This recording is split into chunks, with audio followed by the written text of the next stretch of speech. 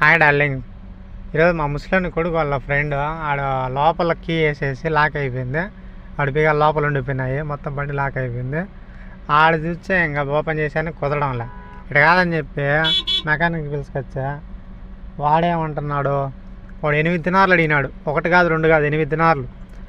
5 దినాలు అడిగితే ఇంక చేసేది లేక వాడిని పిలుచుకొస్తే వాడు చూస్తే సప్తస్వరాలకి ఇవన్నీ చేసి అది చేసి కడ్డీలు పెట్టి అది చేసి లోపల తీసి ఎన్నెన్నో ప్రయత్నాలు చేసినాడు.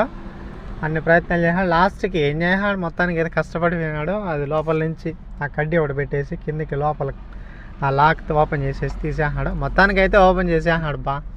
కాకపోతే 8 దినాలు అంటే కొంచెం ఎక్కువే నన్ను అడిగితే.